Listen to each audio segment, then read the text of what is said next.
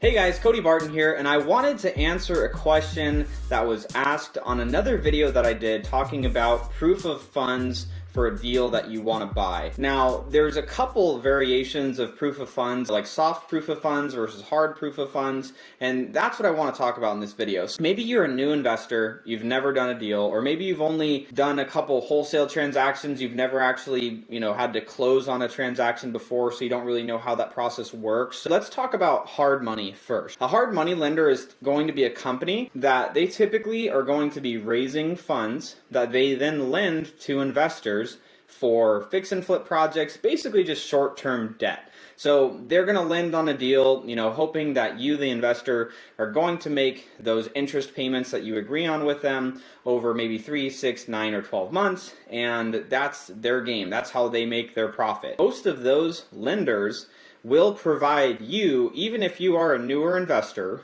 a proof of funds up to a certain price, right? So say, for example, you have a fix and flip and you need a proof of funds for a purchase of, say, $500,000. You typically, if you start a relationship with a hard money lender, can go to them and say, hey, I need a proof of funds for $500,000 for a property that I'm going to put an offer in on. Because most of the time, especially if you're dealing with real estate agents, people want to see a proof of funds. If you're just going direct to the seller, a lot of times don't ever ask that, but if you're working with a real estate agent on a deal, they're definitely going to ask that. You go to them, say it's for $500,000. Essentially, they provide this letter that says, hey, we'll give this entity, your entity, these funds for $500,000 for a purchase. Now, that's going to be a soft proof of funds. So what does that mean? So essentially what's going to happen is you're going to go and provide that proof of funds to a real estate agent. Depending on the agent, they may just accept it and say, okay, we're good to go. Or they might say, whoa, this is just a generic proof of funds for $500,000. Has this lender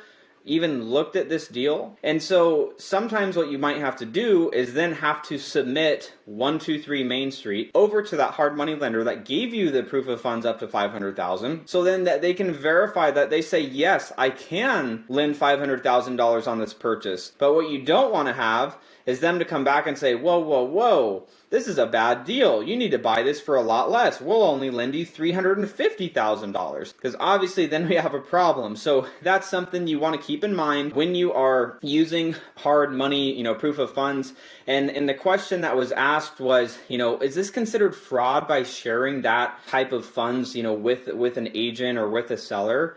Absolutely not. You're sharing funds with a company that has the intent to lend those funds to you on a purchase. So that's totally fine and totally fine to do. If it's a private lender, for example, so difference between hard money lender versus private lender, I have some other videos on that, but a private lender is going to be like your Uncle John or an architect that that makes a bunch of money that, they just have money that they can lend. And if you need to provide that proof of funds, you might have to submit a letter just saying, from that lender, my name's Bob and I'm lending cash of up to $500,000 on any purchase to, 123 LLC, which is your entity, and submit that letter with their proof of funds so that they can feel comfortable and confident on moving forward with that transaction and that you are going to close and that you have those funds available, whether it be from private money or from a hard money lender.